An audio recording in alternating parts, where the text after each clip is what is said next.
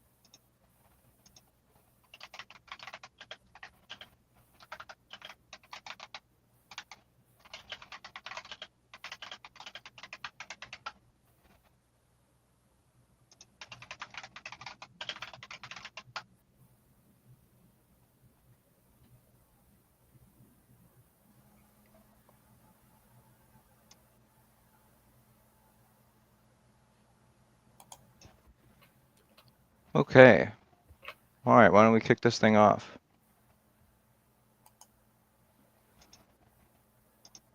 Hello, everybody. Welcome to Trumbull Tech's end of year wrap up webinar. My name is Aaron Sullivan. I'm joined today by Elmer, my colleague and friend. Good morning. Nice to see everyone. Welcome to this Trumbull Tech cybersecurity webinar. Today we're going to be going over a couple of things. Let's see. So, yeah, let's get our introductions out of the way. Like I said, name's Aaron Sullivan. I'm a systems engineer with Trumbull Tech. I currently hold a CompTIA A+ certification.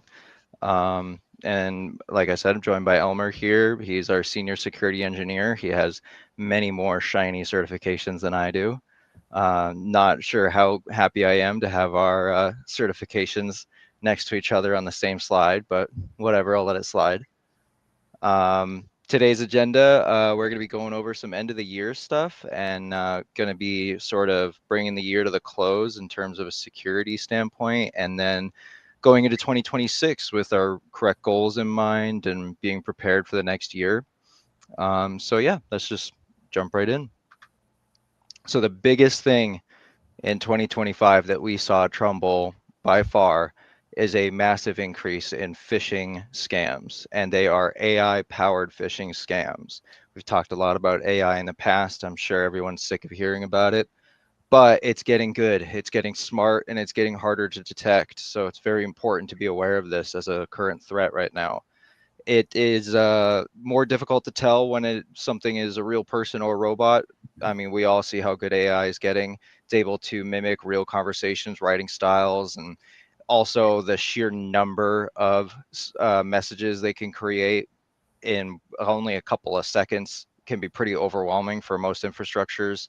We at Trumbull recommend that you keep an eye out for things that say like, tomorrow this needs to be taken care of. Here's this invoice, it's overdue. You got to get this done now. Anything that sounds like urgency or emergency probably is best to verify before you start hitting the big red button. And we recommend verification by phone is the best way to go. You get an email or a text message from a company that's asking for something from you, call them.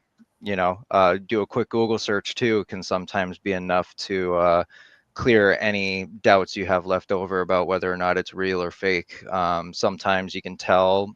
For example, I just got a text message from another state that I used to live in the other day that was telling me about my car registration. I did a quick Google search, confirmed that state does not send out text message for anything to do with car registration. So quick little searches like that can save you a lot of time and headache. So a couple things we want to talk about. Reason why we're talking about it right now. A lot of people tend to think that this time of year everything's going to get quiet. This time of year, I'm sure nothing's going to go wrong. Everyone's going to be celebrating holidays. Not everybody celebrates Christmas the same way we all do. Right now, this time of year, we get an increase in phishing scams quite a lot. Towards the end of the year here, we begin to forget things that we set aside throughout the whole year. Everyone's on vacation. There's a lot going on. This is a very vulnerable time for many companies. It's important to stay vigilant 24/7, all year round, 365 days, even holidays, because we've seen major, Elmer, you can keep me truthful here. We've seen major data breaches happen on 4th of July weekends and Halloween and every holiday is a very important vector for things like this. Bad guys love holidays because the IT guys are at home. Yep, yep. Sipping our pina coladas. So really it's a good point because the bad guys do love these holidays. Everyone's distracted and cybersecurity tends to take a back seat to packages and shopping and getting ready for the holidays. But as we get ready to approach a new year and we start thinking about maybe New Year's resolutions and promising to do things a little better, then this is a really good time to start doing some things around cybersecurity just to improve your situation. This list is a great starting point. Going through and removing old accounts for former employees and vendors is a great place. You don't want abandoned, orphaned accounts with credentials and access into the system sitting out there, especially if it's an administrative account. Reviewing anything, any device that has an admin login, any user accounts that have admin privileges, and make sure there's no default passwords in place and that you have strong credentials guarding those accounts. Unused mailboxes, integrations, and API keys. We're going to talk a little bit about how those figure into breaches. The bad guys really love to get a hold of a mailbox because they can control then the flow of messages in and out of your environment, and in some cases hide things from you so you can't see what's going on, and even take over communications in your name. We talked a little bit about passwords. Passwords are imperfect, but they're still the main gatekeeper to protect your critical systems. So make sure you're using strong passwords. And by the way, don't reuse passwords. So make sure that critical systems, and when I use the word systems, I'm talking about any account that's protecting valuable information, bank accounts, credit card accounts, your IRS account, accounts that have access into the network where sensitive information resides. All of those are critical accounts. And you need to really make sure that you're not using passwords on those accounts that you may have used in public areas like social media, Facebook, LinkedIn, online shopping accounts. Those passwords that you've used online probably exist in the bad guy's database. So you don't want to give them easy access to log into your bank account because you used the same password that you used on LinkedIn. And then update your devices. Go through and make sure that firmware is updated, that patches are applied. It's really critical. The vendors work hard to make sure that holes that get discovered get fixed. But all that work is for nothing if you're not applying patches and keeping those things up to date. So, and the reason that's so important to keep up with that are kind of the examples that we have in front of us. And, the bad guys continue to evolve, to mature with all of the latest technological updates. Aaron mentioned that AI is becoming a big tool in their arsenal. And that's really pretty frightening because it used to be you could kind of smell when an email was wrong. You know what I mean? But AI has taken that out of the picture. And so you really have to have double verification. And MFA has been a key weapon in that, like multi-factor authentication, where you have to not only log in with a password that but you have to provide some sort of key or code or text code gets sent to you on your phone. So there's a thing you possess that gives you a secondary level access. Well, the bad guys are taking advantage of that.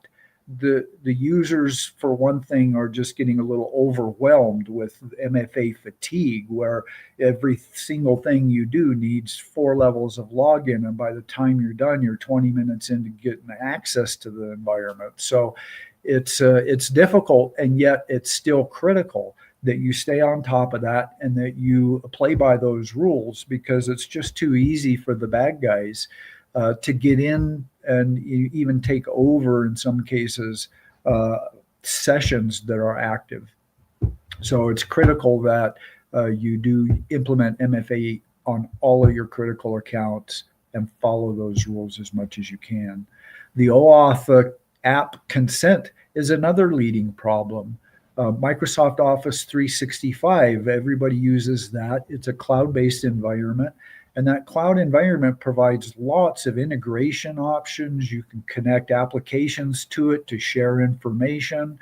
You can connect filters. You can connect other sorts of applications to that. And once an application's been given access in the background, it can pull data and do things that you're not aware of anymore. And if that's a malicious application, then they can really get right in and take over your environment. So it's possible for an app to take over your office environment just because it's been given OAuth consent. So reviewing that kind of information, going through Microsoft surfaces all that information. So you can go through the environment, you can look to see if there are other entities or accounts that have been given access to that. But you have to do that. So someone needs to be knowledgeable enough to sit down and work through the, say, for instance, an Office 365 environment to see what applications have been granted OAuth access. But the bad guys are leveraging this technology and they're taking advantage of people every day using it. So it's important for you to guard yourself against that. Email compromise, it continues to be probably the bad guy's biggest weapon. Um, Given a percentage game, if they send out so many emails, then they're 100% guaranteed somebody is going to click somewhere along the line and they're going to get a response. So it's a really favored attack mechanism for them. And because of Office 365, it's possible for the bad guys, if they gain entry, for instance, if they get access to a password that gets them into an Office 365 account, they can write rules in there that control where the messages go. So a bad guy could rewrite your Office 365 rules to forward all incoming mail to them and hide it from you. So they see all your mail and you don't see any. And so that kind of mature capability is really just a standard part and parcel of the bad guy's toolkit these days. So it's really important to, one, be aware that they're operating on that level. And two, if you're using solutions like Office 365, I recommend having an expert take a look at that environment to look for holes and vulnerabilities, because there are so many places where they can hide. And then cybersecurity awareness, top of mind, right? Just knowing that the bad guys are working hard to get you. You know, this is that time of year where businesses face distractions, people face distractions, your mind is in a million places, tax season's coming up, you're thinking of 100 things. And when you get that email that says, here's your free Amazon gift card, and it's in December, are you going to click, or are you going to investigate that a little bit, think twice about it, look at the URL by hovering over some of the links and make a decision about whether that's a safe email or not? Just remember that obvious things, Walmart gift cards, Amazon gift cards, if we're from the IRS and your tax refund's going to be held up if you don't respond and provide us an update to your social security number. We're your bank and your password's locked and we need you to log in here and reset your password. So that's low hanging fruit for the bad guys, especially as we go through this busy time of year and the tax season and the shopping season, they're going to be very aware of where your head's at this time of year, and they're going to be exercising creative tactics to take advantage of that and get you off your guard. So um, these tips that we've talked about here, by the way, are free and anybody can do them. So everything that we've talked about, that I've talked about here so far, all of those suggestions and recommendations, you can do these things right now today and they'll cost you nothing. And collectively, they'll have a dramatic impact on your cybersecurity posture. So with that, I'm going to hand it back over to Aaron and let him kind of finish up things. Yeah, and before we move on from the slide, it looks like we have a question about how to scan Office 365 for these security gaps. It is very easy to do, and Trumbull Tech actually offers a free consultation. So get in touch with us if you're interested in getting your environment scanned. We can point out some of these security gaps in your infrastructure. All right, so that is 2025. Moving forward into 2026, what are we looking to do? How do we take what we've learned over the last year and apply it to our next year in business? Well, the question is, what do you want to do with your 2026? What are your goals? Are you looking for faster service, faster turnaround for your clients? Investigate automating repetitive tasks. Highly recommend it. We don't have time for some of the simplest problems in our day-to-day work life. Use AI. We've had many webinars in the past from Trumbull about using AI in your workspace. There are many intelligent places where you can leverage that resource. Refer to those if you have any questions or post them here. Are you looking for extra growth? Investigate some cloud tools. These are great tools right now for the SMB world. We're all using M365. Azure is a real thing. It's there. It's on your M365. Learn what it does. Take a look at what you can do with Exchange Admin Center, things like that. You leverage what you have. You pay for an M365 license, use it. Better security policies, investigate backups, turn on MFA. I know Elmer spoke about it earlier. No one likes MFA. No one has fun putting in authenticator codes on their Microsoft Authenticator app. No one enjoys that, but it's incredibly strong. And I think that is kind of a repetitive pattern in our life, right? The things that we like to do the least tend to be the most secure. So look into that. And as well, take a look at your hardware. Um, because this past year, a lot of devices are going to be missing some pretty important security patches. I know we've spoke about this before and you've probably heard about it. Windows is moving on from Windows 11, from Windows 10 to Windows 11. And if you haven't updated or upgraded your software to Windows 11, I highly recommend finding a way to do that. If you need to replace that device because it's not compatible with Windows 11, I also highly recommend doing that. These are critical steps that we can take in our next year to make sure that we're maintaining our infrastructure security. And what can you do today? Elmer talked about how a lot of the things we're talking about in this webinar they're free. These are simple, quick, easy wins that we can do to help shore up our security, and they're big effects too. I already spoke about MFA for critical accounts. These are admin accounts, admin level accounts. If you are part of the C-suite of your company, or you're an executive, you would say, or even someone as a senior sales position, if you have any power in your organization as far as your accounts go, have multi-factor authentication turned on for that.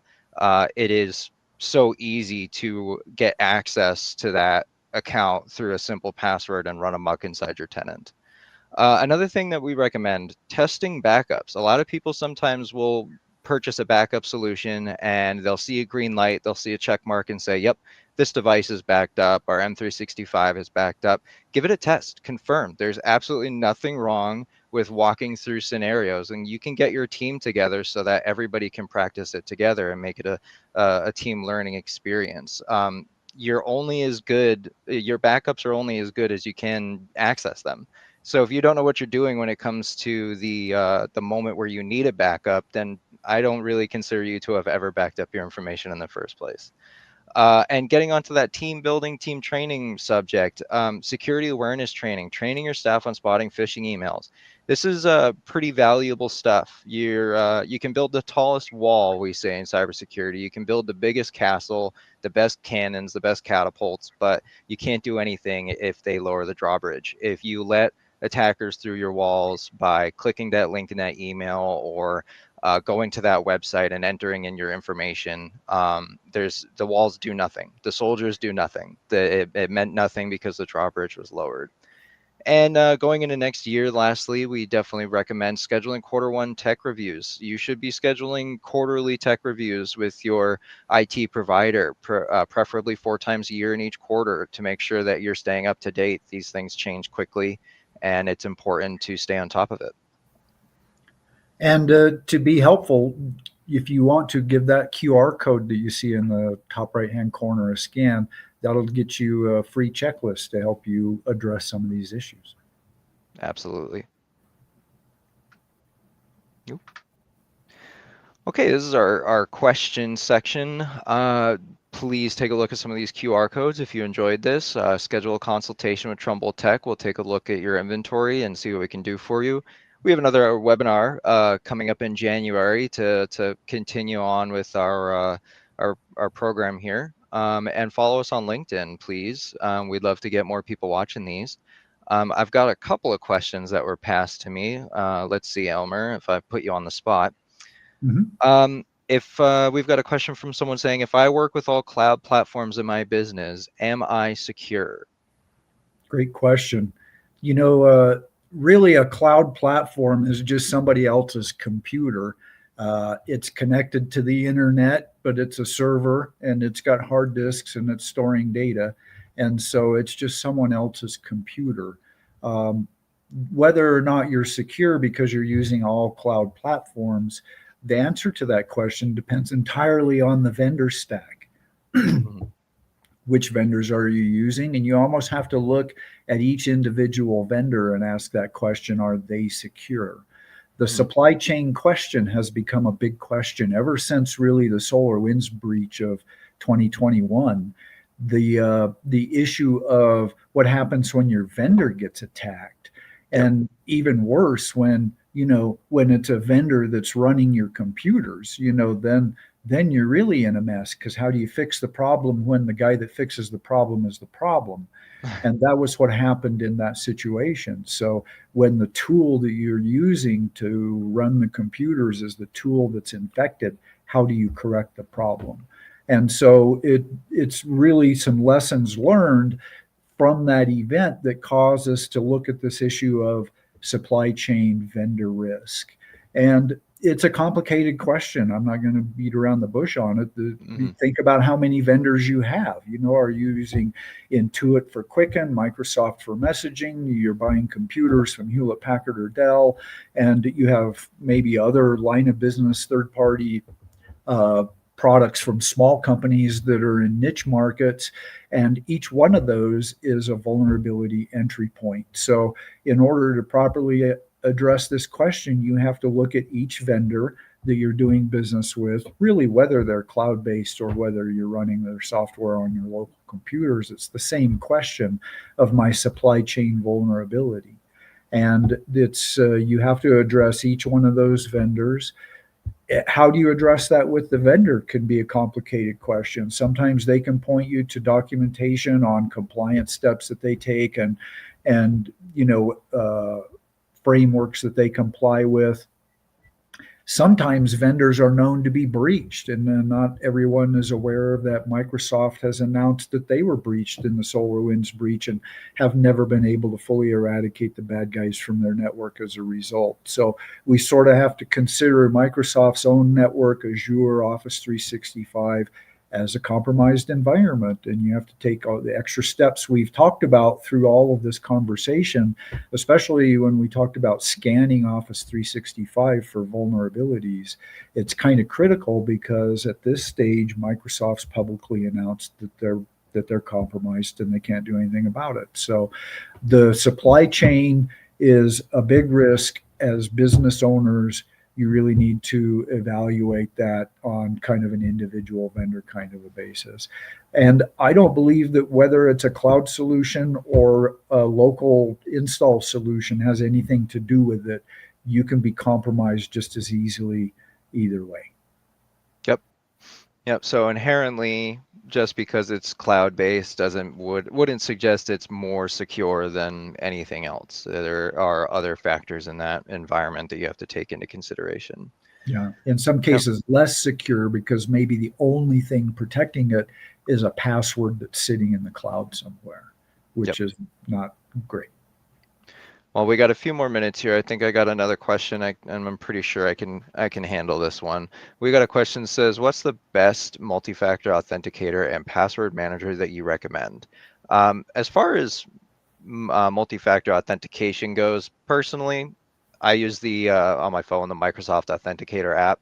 I don't think there's too much difference between the other different authenticator apps you can use. That'll come down to personal preference. But as far as password managers that I recommend, I would recommend any password manager, especially if you're not using a password manager. Personally, we at Trumbull recommend Bitwarden. I use it every single day. Bitwarden works. It does what it's supposed to. I've also heard good things about, I think, LastPass, if that's something that someone uses in the audience today. But like I said, it's more important that you use any password manager, especially if you're not using one. Those are, in this day and age, password managers are the way to go. Too many people in the SMB space, we find, still have one password for everything.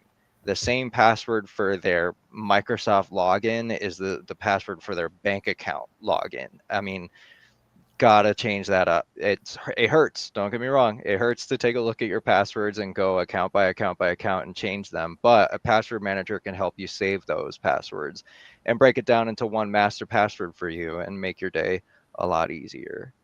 Looks like we got one last question. We might be able to sneak this in. If all of my data is in the cloud with these platforms, is it automatically backed up? If they get compromised, how does that affect my data? Well, I can certainly answer the first part. Just because it's in the cloud does not mean it's automatically backed up, especially if you're talking about things like your email messages that are saved in your inbox. Yes, they're stored in the cloud, but I don't think any cybersecurity professional would call that backed up. Well, I think when you read probably your license agreements and your customer service agreements with your cloud vendors, you'll probably find that it's your obligation to back up your data and Yep. that they probably explicitly don't back up your data. Yeah, So, and they'll tell you that in writing to protect themselves. yeah. So.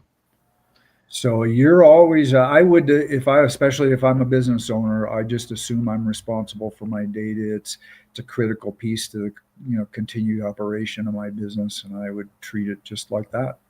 Yep. All right. Well, I think that was our last question. We're just about wrapped for time here. We got a minute and a half left. I want to thank everybody for coming and attending and listening us yap at you, and look forward to our next webinar once again coming up January 15th, 2026, Tech Kickoff, Building a Secure, Streamlined IT Strategy. Thanks, everybody. I hope you have a great day. Bye, everyone.